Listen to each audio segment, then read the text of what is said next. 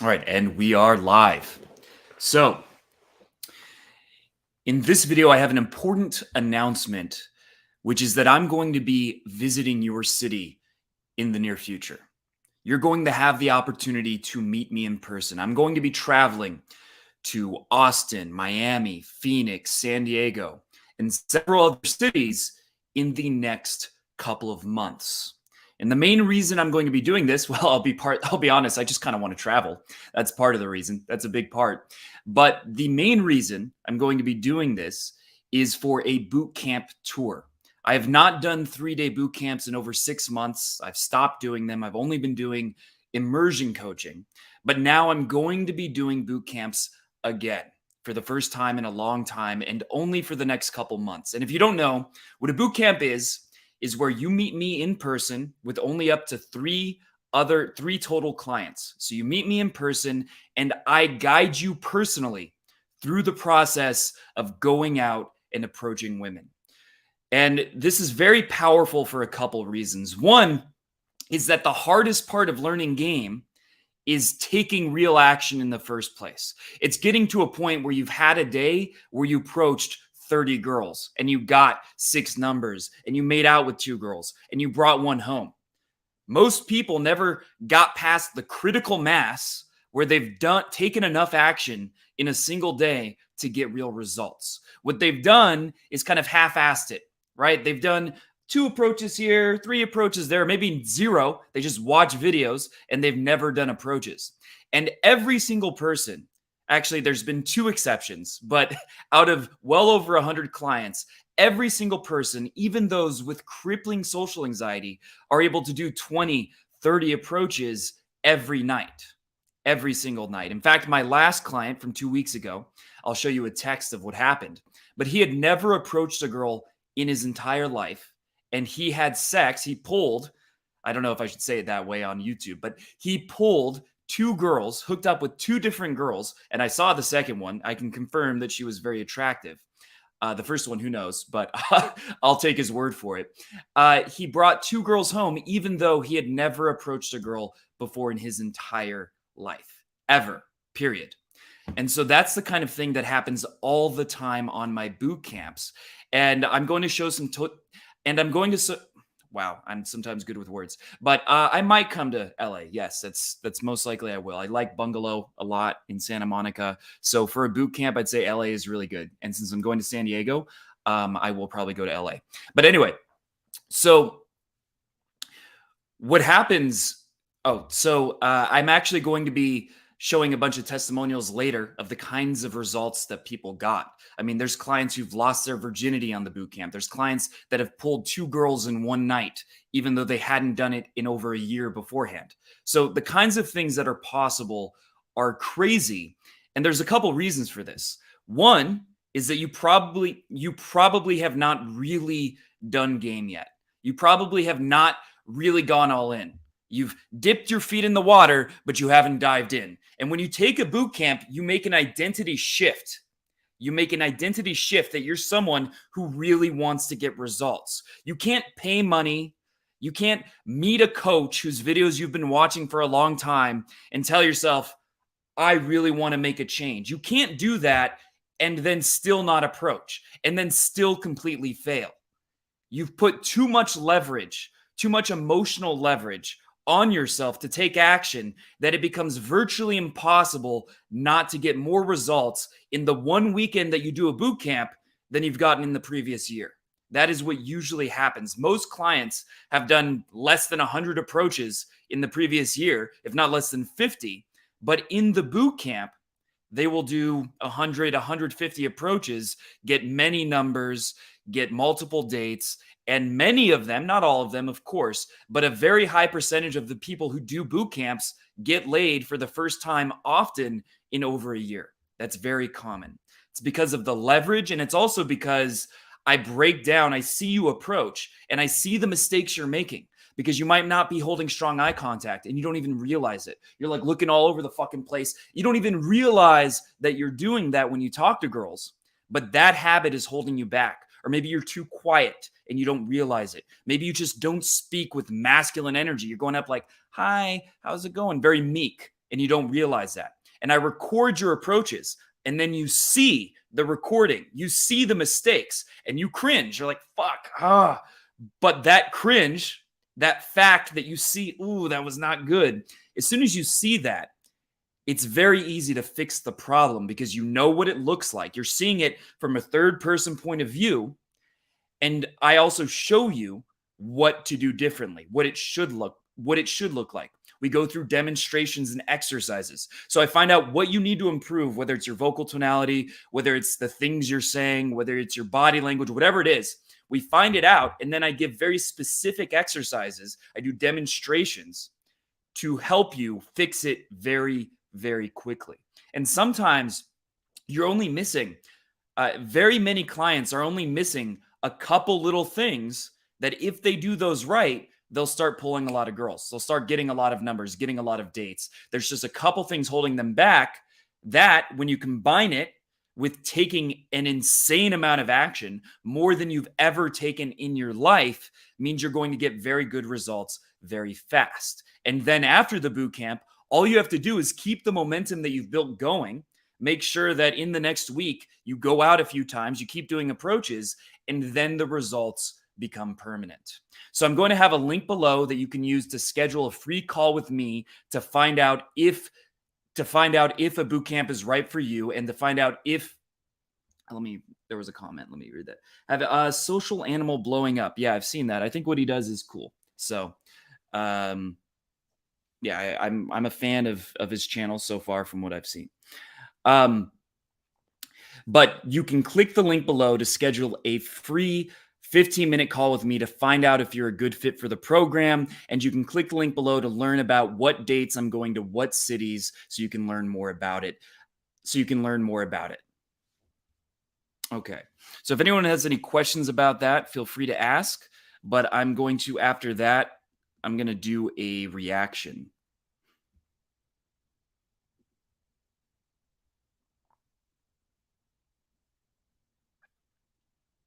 Share screen.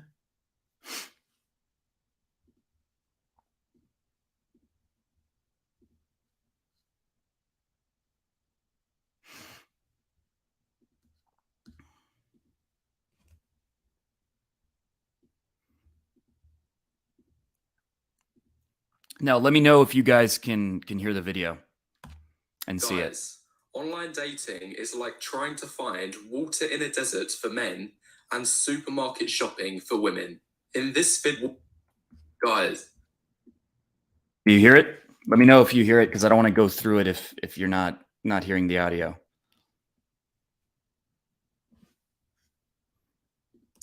Online dating is like trying to find water in a desert for men and supermarket shopping for women. In this video, I'm going to show you the results of guide. So let me know. Do you hear it? There's several people watching. Okay, you hear it. All right, cool.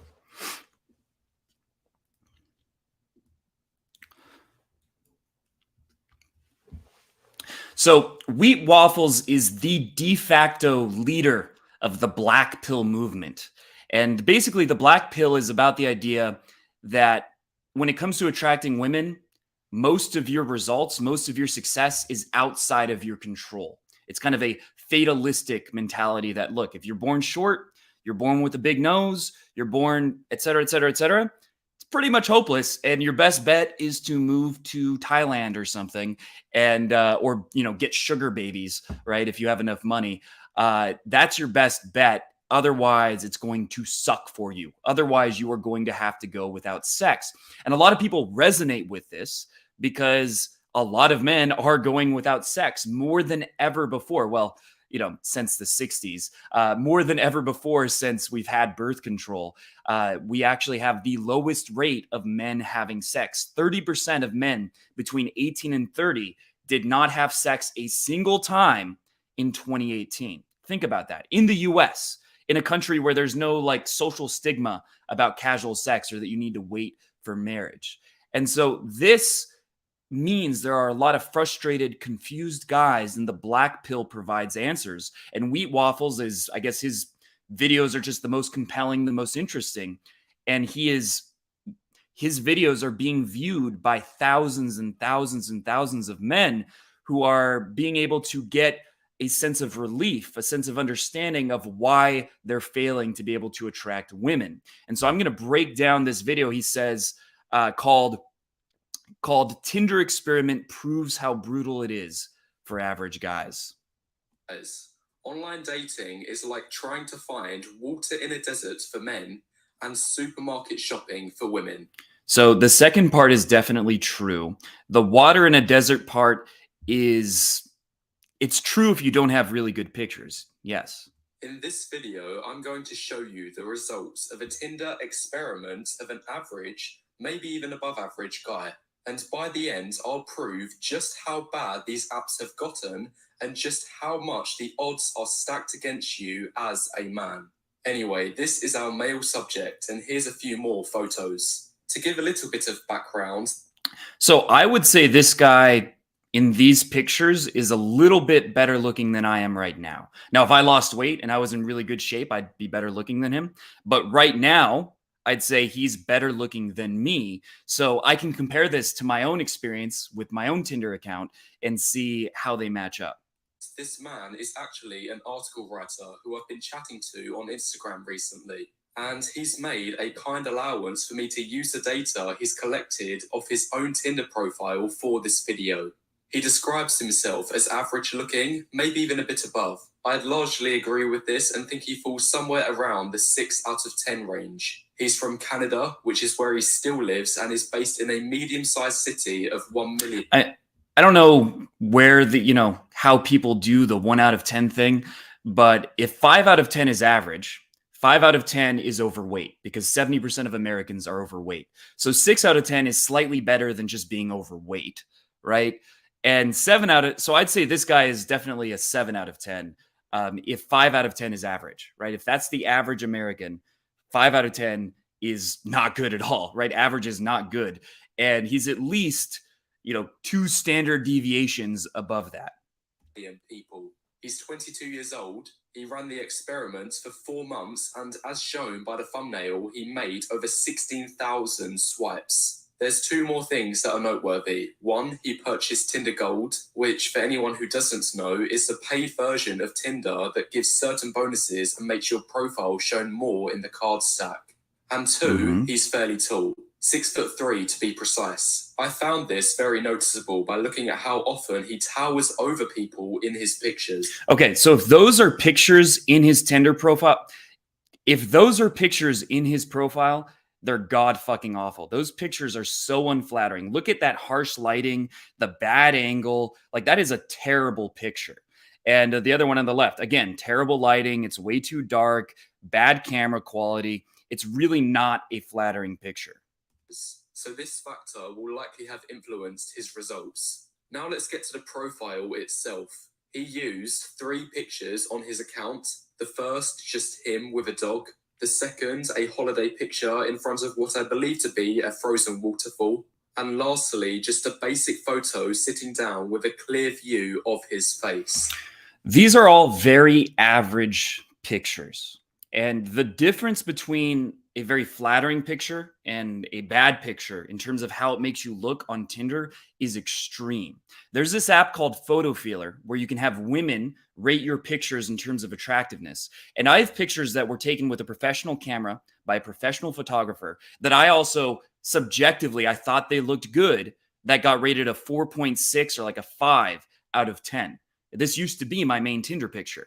And I'll show this on the screen. But I also have pictures that were not, in my opinion, any better, but that I put more effort. Well, let me put it this way. I've taken a lot of pictures since then, since I had that 5 out of 10 picture. And now I have pictures that are rated as high as a 9.6 out of 10. So think of that difference. Good lighting, the right angle, the right facial expression. That one's huge. They can make a difference between a 5 and a 9.6. And that's from my good picture to my best picture. If I show my worst pictures, they get like a 2 out of 10. So people have this idea that attractiveness on Tinder is static. But look at this guy's facial expressions. He looks uncomfortable in his main picture. He's like faking a smile. It doesn't look like he's genuinely happy. The angle, the lighting makes it look like he's kind of vampiric, like overly pale, and his eyes are very dark. So the picture just is not particularly flattering. It looks like it's taken with an iPhone 7, not a great camera, like not a horrible camera, but not a particularly good camera. It has a dog, that always helps, so I'll give him that. But even his body language is uncomfortable. He's like, he doesn't, nothing about it makes him look his best. So if you put this on Photo Feeler, it would probably get like a 5 out of 10. But that doesn't mean he's a 5 out of 10. It means this picture makes him look bad. I mean, look at, take for an example, like Kylie Jenner. Kylie Jenner in pictures, they know how to make her look like a 9.5 out of 10, right? She looks amazing. She looks perfect. Then you see a video of her and she looks like a fucking troll, at least to me. Like she looks we can all agree that she looks much worse in video than she looks in pictures because they get the right angle, the right lighting, et cetera, et cetera, et cetera. So pictures are not an accurate reflection of how attractive you are, because the worst one and the best one, there's so much variance. His second picture, poor lighting, very, very poor lighting. Like he looks like a shadow. You don't want to look like a fucking shadow. Third picture, again, uncomfortable, hunched over. And so, yes, this is an average profile of a relatively average guy, but this profile does not reflect what this man could do on Tinder if he had very good pictures. Because Tinder, economically, you're going to be competing with the people who have the best pictures possible that make them look as flattering as possible. And to compete, you can't have shit pictures. As for the bio, real basic. The name of his university, which I can't say in the video. His height, of course, because why wouldn't you if you're 6'3"? True. And then just a few hobbies he takes part in, like snowboarding and hiking. That's a boring as fuck profile that does absolutely nothing except for the 6'3".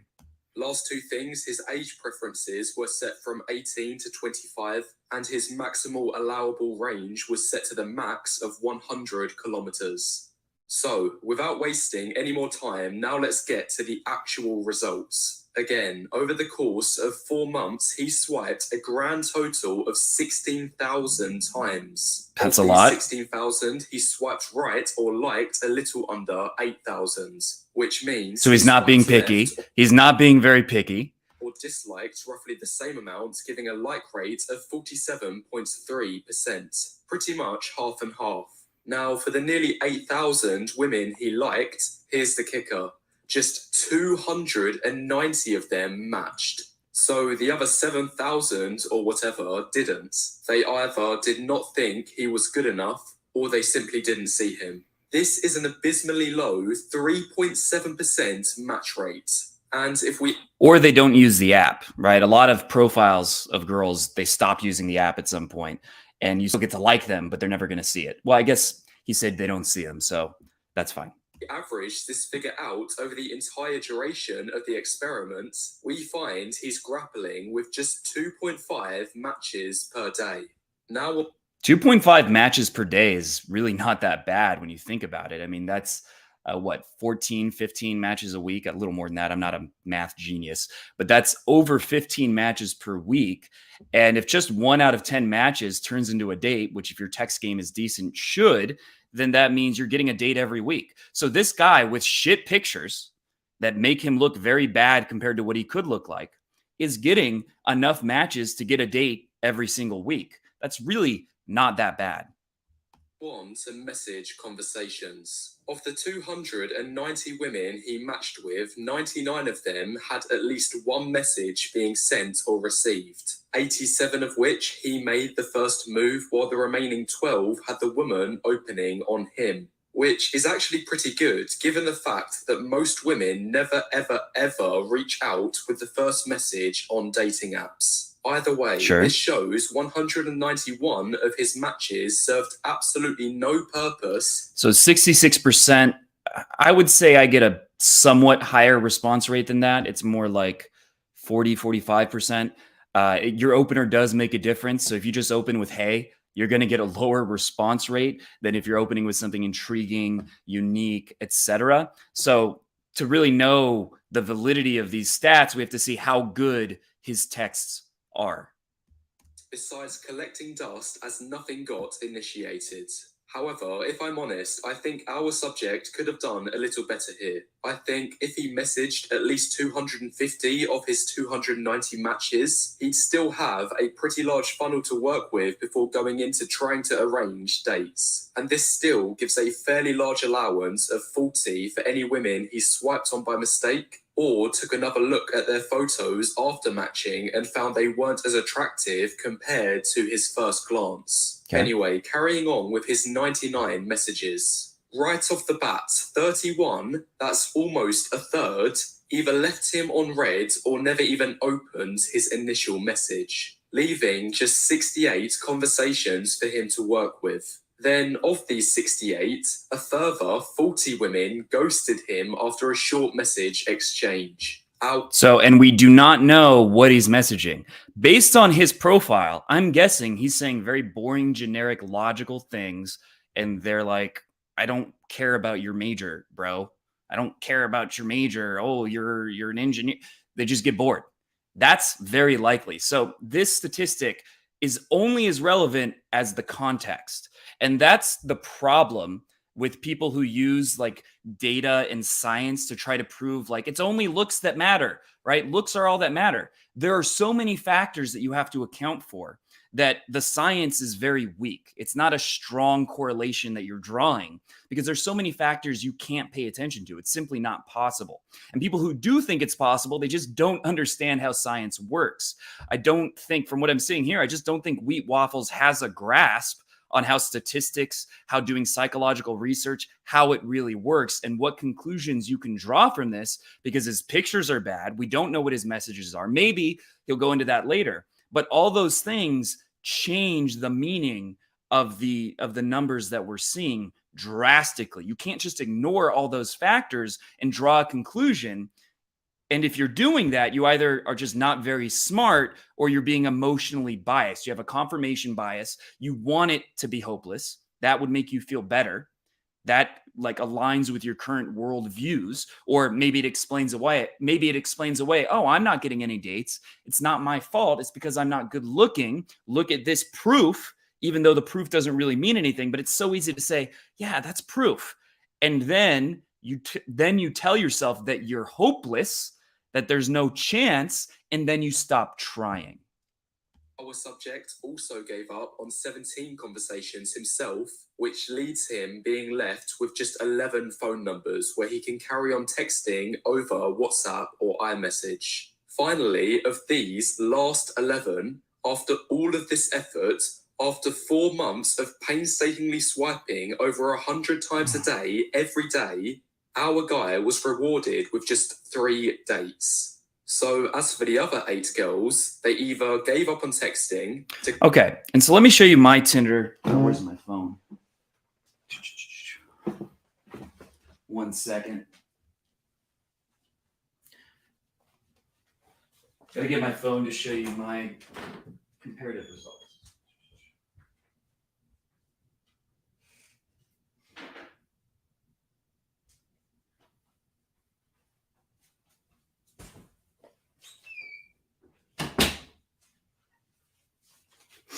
Let me make sure everything's working.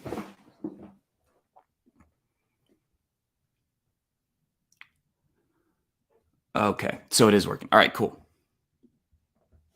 So let me show you my Tinder.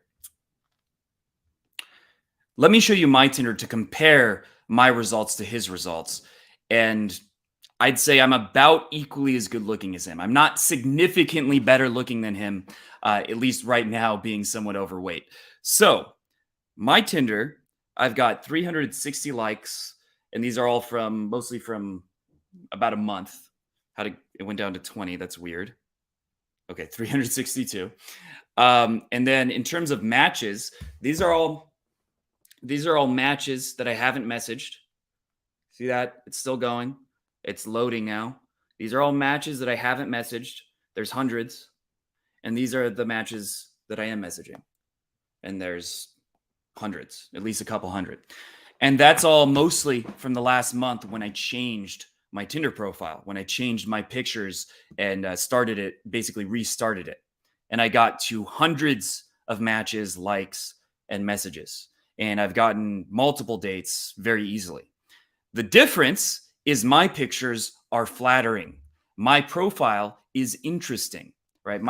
Let's go ahead and read it. My profile says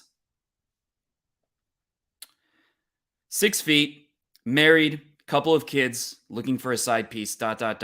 Just kidding. Single, 3 Tamagotchis. Girls love Tamagotchis. One is still alive. And then in quotes, one hell of a guy, New York Times.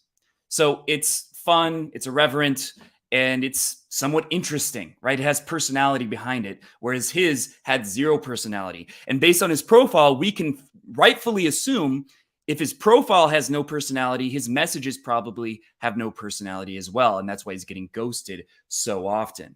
And so my pictures are far better. My messages are far better. My profile description's far better.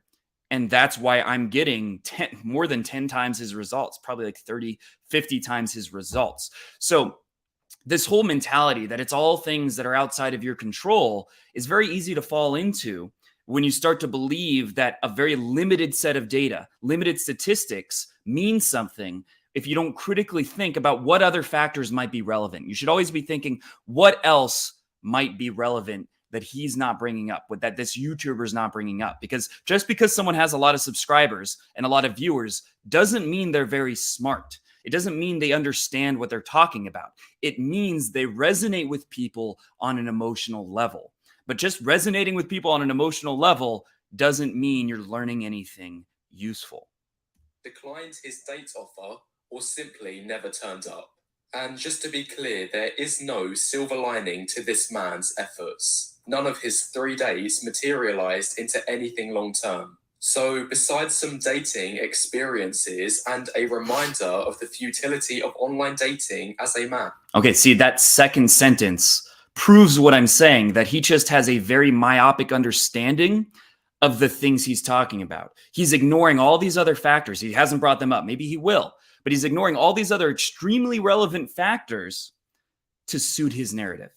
And we can safely say that this whole ordeal had been a complete waste of time.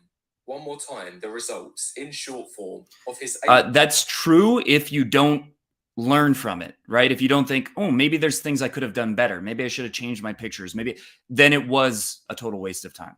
1,000 likes, just 3.7% matched. Of this 3.7%, he got numbers from, again, 3.7%. And of this 3.7%, a little over a quarter led to actual dates, for which, finally, a grand total of 0% led to anything long-term. Anyway, that's the experiment, and now, for the remainder of the video, I'm going to be analysing these results and telling you what the key takeaways should be. Just decline. But before I do that, if you appreciate numbers from, again, 3.7%. And of this 3.7%, a little over a quarter led to actual dates, for which, finally, a grand total of 0% led to anything long-term. Anyway, that's the experiment, and now, for the remainder of the video, I'm going to be analysing these results and telling you what the key takeaways should be. But before I do that, if you appreciate the time it's taken to prepare this data and explain it in an easily digestible way, then now is a good time to press the like button and leave any thoughts you have in the comments below so far. First, you've probably heard the term hypergamy being thrown around quite a lot on various channels specialising in dating. Well, let's set a few things straight about our guy used in the experiment. For anyone who doesn't know, hypergamy is the idea that women only want to date up, particularly in terms of looks, height, status, job, wealth, lifestyle, social circle, and so on. Sure. Your weak stuff college, it's clear from his expensive hobbies such as snowboarding and boating, he's been raised in a family of the middle wealth bracket at the very least, possibly even upperly. Theory, given all these things, going to fall asleep. Satisfies the height of this reality point. I'm even surprised because I know dating apps have gotten this bad. And this study I found confirms this. Men on average swipe right on roughly half of all profiles they see, Meanwhile, women, which, by the way, I swipe right on much less than 50%, and I'm still getting far better results. they're swiping right on only the top 5% of guys they find attractive. So, in simple terms, if you're not in the top 5% of men on dating apps, you may as well forget using them. So I think that's a bit of an exaggeration. However, generally it's true women are much more picky on dating apps, but to be in the top 10% isn't just genetics, it's pictures. And pictures are, like I said, I have pictures that have me at a 5 out of 10 and a 9.6 out of 10. That is a huge range of difference. This is why I want, if you learn one thing from this channel, I ask for nothing more than to stay off the dating apps. Yeah, this guy's not very smart. Just stay off them. There's far better alternatives. Check my last video for simple follow the chart guidance. It's funny. The sad thing is it's generally not smart people that lead a movement, because the smarter someone is, the more nuanced their thoughts are. It's kind of like, oh, that guy's like a science bitch, shut the fuck up. But when they're saying like, well, in some cases, but not always, when they make a nuanced point, it just creates cognitive dissonance. It's annoying to hear, to hear all the little details. And then when someone like Wheat Waffles comes around, takes out many of the relevant factors and draws a very simple black and white opinion, right, a conclusion, then it's like, that's nice. I like hearing that. I like hearing simplicity. Simple. I can just not use dating apps because it's never going to work, because the only thing that matters is your genetics. It's so simple. I like that. People resonate with that because they're sheep. People out there say my channel is depressing. But guys, I promise you, there is nothing in this world more depressing than going on a dating app and having swipe after swipe reinforcing a potentially... Okay, that's a very dumb sentence. Nothing in this world more depressing. Like, try living in some random third world country where you don't have internet. But okay, it is depressing. Yes, it is very annoying. But what happens is people assume it's just, they become doomers, right? Oh, I'm just not good looking enough. They draw that conclusion without thinking at all about the factors that might be under their control. False belief in yourself that you're unwanted. I've been there myself, but now I've not used dating apps in over a year and I'm in a much better place in every aspect of my life. These apps are rigged against you. I don't know if the cause and effect there is like he shows that he's in better shape and more money. I'm not sure if the cause and effect is directly linked there. And can give a sense of reality that's totally different compared to dating in the real world. Generally, they are rigged just automatically, not intentionally, just the way women and men work. They are rigged to be better for women. Women get more options from dating apps. That's true. That's 100% true. But it doesn't mean you can't find ways to make it work very well. I still personally advocate that you're going to get the best results from in-person cold approach, from actually meeting women in the real world. I mean, I brought home a successful fashion model who that's her full-time job just a couple weeks ago from cold approach. That doesn't happen from Tinder. At least I haven't done that yet. But you can still do well with dating apps if you actually put in some effort. And it's not just swiping right with your bullshit pictures. You actually have to get good pictures. Interestingly, though, if you have female friends, they'll experience the polar opposite to men from online to real life. These apps are designed for women. In real life, women might get... Probably not true. ...get 1 or 2 compliments every so often. But when they log on... I don't think they were designed that way. That's just how it worked out because the differences in male and female psychology. I don't think the guy who made Tinder was like, yes, I'm going to make women get laid all the time and make men suffer. I highly doubt that. To dating apps is and heaps of attention. And if you're a guy... Yeah, that one's rough. that one's pretty rough. For 1 second think you are or will be the exception to the rule. Unless, of course, you genuinely are in the top 10%. But the point I want to make is don't delude yourself into thinking you're a top 10% guy. I'd say well over half of men can be in the top 10% of Tinder. probably like at least 75, 80%. Now, you might have to change some things, right? You might have to change your grooming. You might have to get in better shape. That's possible. But as long as you're in decent shape, you have decent fashion and grooming, etc., in your pictures, and you get very high quality pictures, then you can be in the top 10% in terms of how attractive your pictures are. When your Tinder results show you're obviously not. Remember, if this man can't get decent results online, then chances are you won't. The funny thing is he didn't even use that picture, which is far better than all of his other pictures. It's not amazing, but it's much better than all of his other pictures. And he didn't even use that one.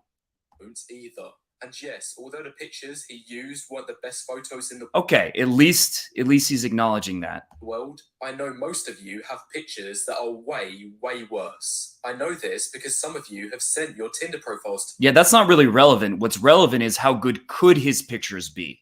It doesn't matter if other people are using worse pictures. Yeah, people who watch a Black Pill channel, really, what a shock that they have like, their eyes have like this like sad energy to them and they don't look like, ooh, how bitches want to fuck me. That's not the vibe they're putting off and they don't have good lighting. What a shock. Who would have thought that? Ooh, like, come on.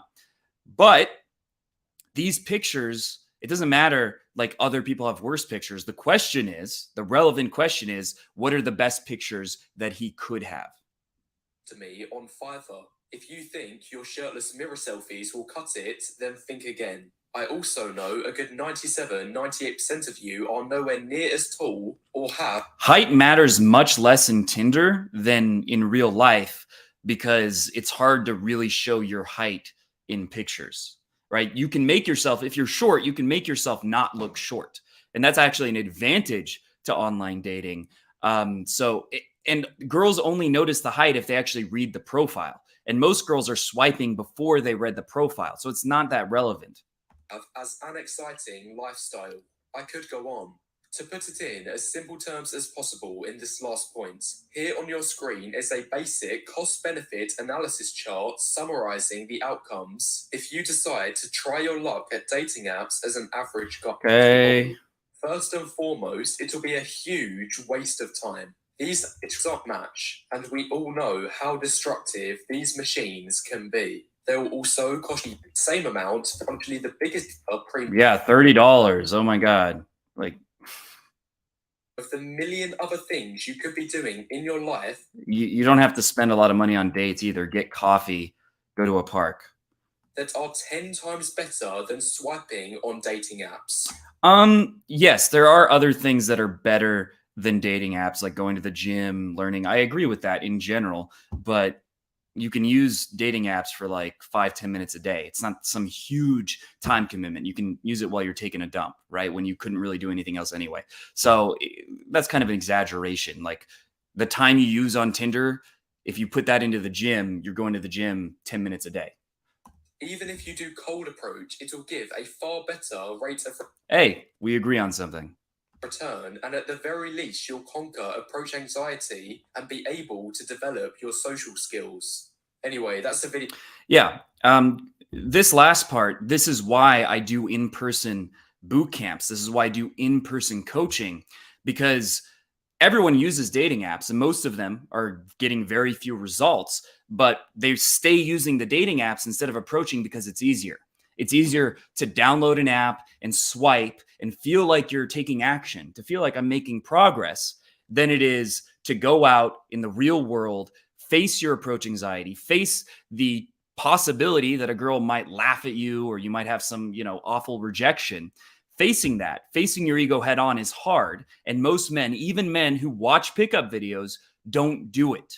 They don't go out and approach.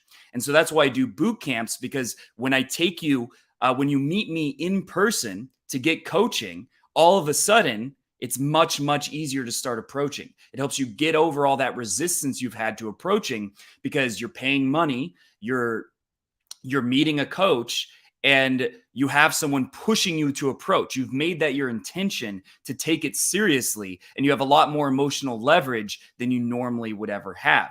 And I do think that cold approach can get better results than Tinder for most people.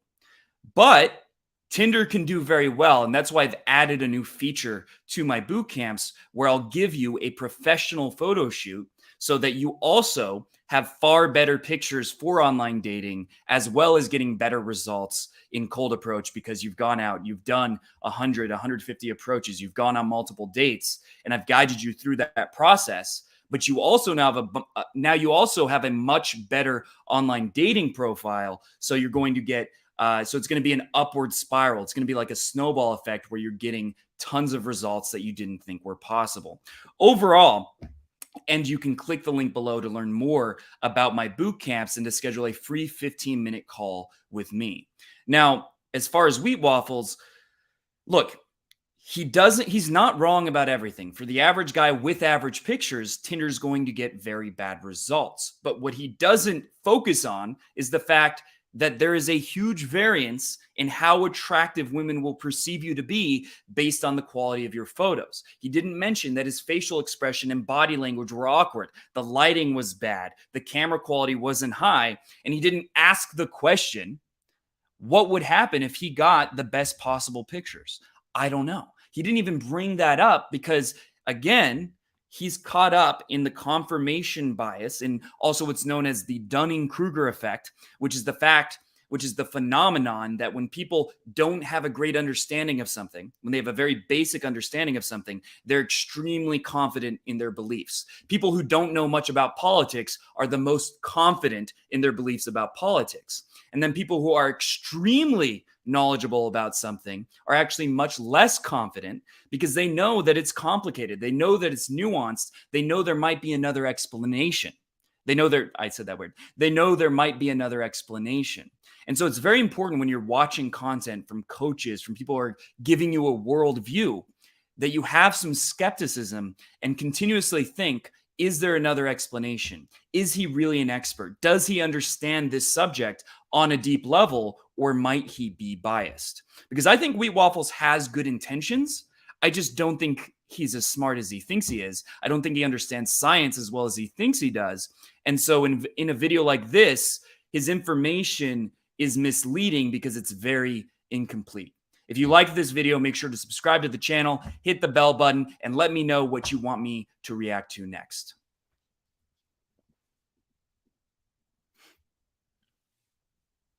A disappointment, my mom. Yes, black pillars do not understand. Like, if you look like a vacuum of negative energy, that's the way like you look in your pictures or you act in real life. Women aren't turned on by that. Like, if you're like, "Mrr," if that's the energy, women are not turned on by that. All right, so that's going to wrap up this live stream. I'm going to do another one later today, but I hope you guys enjoyed it. And let me know in the comments section, like I said, let me know if there's anything else you'd like me to react to.